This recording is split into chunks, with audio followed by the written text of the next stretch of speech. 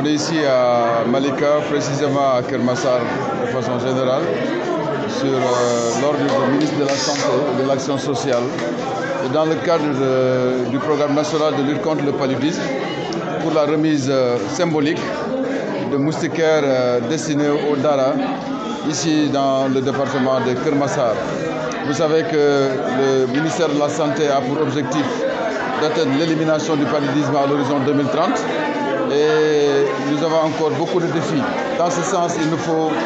ratisser large et impliquer le maximum d'acteurs pour accompagner le programme national de lutte contre le paludisme dans ce combat qui est un combat noble et qui, à nous seuls, on ne peut pas réussir. Il nous faut donc mobiliser tous les acteurs de la société sénégalaise pour qu'ils sachent que l'objectif du ministère de la Santé, c'est d'aller vers l'élimination du paludisme. Et nous savons que le paludisme, bien qu'étant une maladie qui touche l'ensemble de la population, mais a une particularité chez les enfants de moins de 5 ans et les femmes enceintes. Raison pour laquelle les Dara également constituant une cible privilégiée pour notre lutte, nous avons jugé nécessaire de répondre à l'appel du MODAP qui a sollicité la couverture en moustiquaire des Dara ici dans le département de Kermassar que nous avons bien voulu accepter. Et aujourd'hui, on était là pour la remise officielle. Et nous voulons remercier quand même ce partenaire qui est M. Alioune Badara Diallo,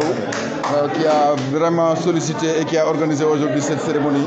Et aujourd'hui, on était là ensemble avec l'ensemble de l'équipe du PNLP, mais également des Serigne Dara qui sont ici au niveau du département de Kermassar.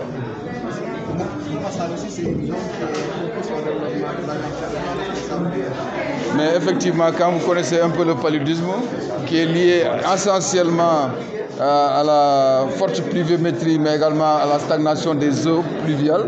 et ça milite en faveur du développement du vecteur qui est l'anophèle femelle. Et du coup, Kermassar, vous savez tous que c'est une zone qui est très inondable, raison pour laquelle c'est encore justifié, parce que la plupart des cas que nous recevons ici dans la région de Dakar nous préviennent parfois du district sanitaire de Kermassar et de ses environs. Alors vous avez également déploré la vente de moustiquaires sur certaines zones. Est-ce que vous pouvez revenir sur ça? Effectivement, pour moi, c'est quand même inadmissible que l'État du Sénégal fasse d'énormes efforts pour mobiliser des ressources financières avec ses partenaires et acquérir des moustiquaires, et que ces moustiquaires destinés à la population gratuitement pour les femmes enceintes et pour les enfants de moins de 5 ans, et que des personnes puissent prendre ces moustiquaires et les revendre. Je ne sais pas, nous avons donc signalé ça à nos autorités et je pense que des mesures vont être prises pour quiconque est pris en train de vendre ces moustiquaires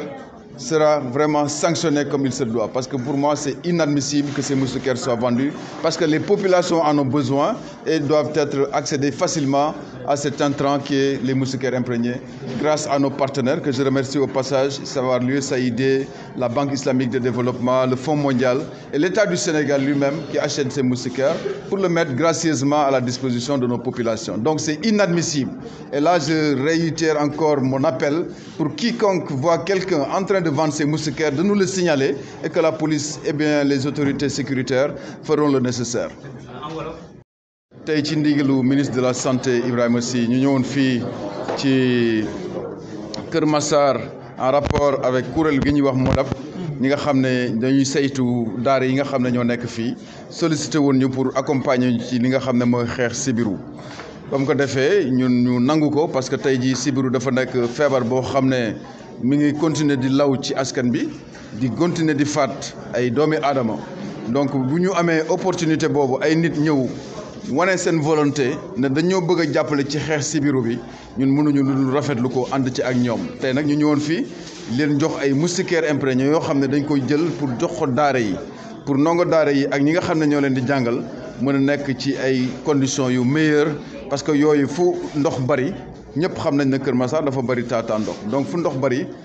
yoo dafay bari te fu yoo bari sibiru dafay bari ba tax na looloo ñu fi indi woon tey di sant ñi nga xam ne ñooy organisateurs yi di ci jiital ki nga xam ne mooy kilifa gi di Alioune Badara Diallo ak ñi nga xam ne ñoo ko saytu woon ñëpp ak imam yi fi teewoon yëpp vraiment ak équipe bu PNLP bi yëpp ñu ñëwoon fi tey pour sensibiliser davantage nit ñi ci li nga xam ne mooy xeex sibiru ak ni ñuy jëfandikoo li nga xam ne mooy sànke yi ci fànn boobu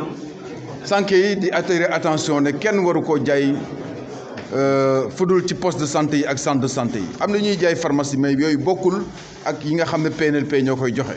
ku bëgg santé boo demee ci poste de santé centre de santé war nga ko fa mën a am gratuitement ci xale boo xam ne amul juróomi at ak ñi nga xam ne ñooy jigéen ñi warul yi képp koo xam ne da nga ko soxla benn montant modique de téeméer boo xam ne district sanitaire bi wala poste de santé bi da koy permettre moom mu am transport bu muy dem jëli moustiquaires yi wala di ko jëfandikoo pour sensibiliser nit ñi ci li nga xam ne mooy xeex sibiru donc fépp foo leen gis kuy jaay sànke yi nga xam ne dañ ci bind ne pas vendre muy USAID wala banque islamique de développement boo ñu ko signalé ñun dinañ avertir ñi nga xam ne ñooy sécurité dëkk bi parce que tamit réew mi faw ñu defaraat ko tuuti daal parce que ay mbir yoo xam ne dañ ko jox pour jox ko askan bi nit ñi di ko jël di ko jaayal pour man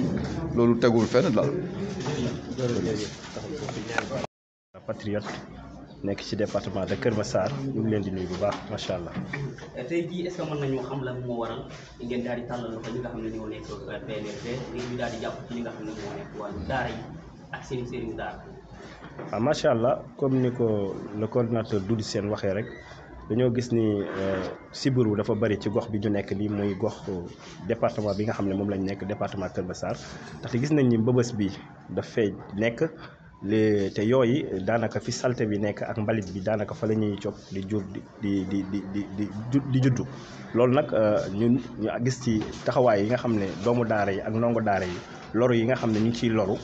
ñun suñu initiative ne pourquoi pas ñun ñu mën a ñëw taxaw jàppale li nga xam ne mooy daara yi ba nga xam ne seen nekkin day ñoŋ parce que modab bu ñu nee modab doomu daaraa tax